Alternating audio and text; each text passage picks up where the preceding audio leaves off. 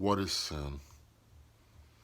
I'm going to give an analogy that for me brings home what sin is and what sin does. When I was out in California and I was homeless for a brief time, and I was living out on the streets and in particular on Reseda Boulevard, and I would try to find some place that was hidden, and often I would sleep on hard concrete. I had a windbreaker. That's all I had. Now, granted, it's Southern California and you don't think it's going to get that cold, but at night it does because it's, so close to the desert. Anyway, it got very cold at night. And I remember wandering the streets and walking, keeping moving to try to stay as warm as I could with this little windbreaker.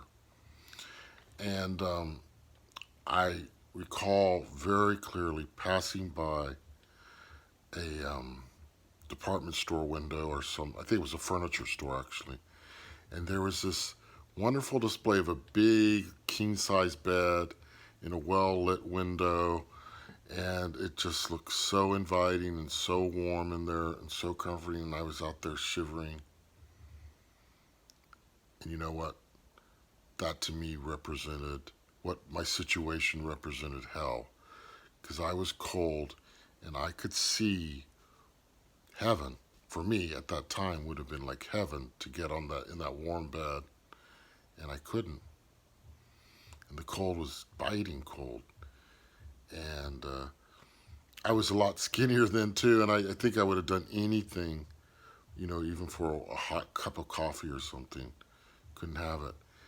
And I make that analogy because that's what sin is. That's what sin does to us. It separates us from life, from hope, from anything that's good. It separates us from God. And there's no hope of heaven, is there? When we're in sin, when we deliberately, willfully choose sin. And it's the suicide of the soul. And I'm sharing this because there's nothing more evil. There's nothing more grotesque, nothing that will destroy your life like sin.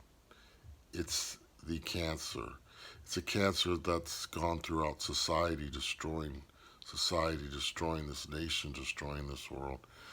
It is the source of evil. It is evil. What is worse than sin? Nothing. Absolutely nothing. There's nothing that cannot be traced to sin that's wicked. No, it's all sin. And it's the greatest tragedy because it's preferring darkness to light. And when I fall, when I have even a little fall, like I got angry at someone the other day, it was just devastating until I made peace with that person and with God. Because there is no peace when you're in sin. There is no hope. I'm not saying hopefully that was not the kind of sin that can send someone to hell, but it can fester and it can become something.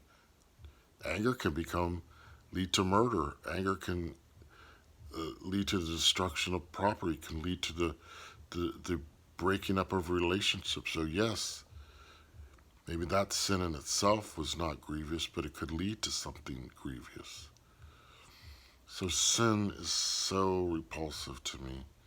And I still fall and I still make mistakes, but boy, I never ever want to be separated from the beloved. I never ever want to sin to where I'm out on that street again looking in at a warm, inviting bed, knowing full well that that bed is not for me, but the hell outside is.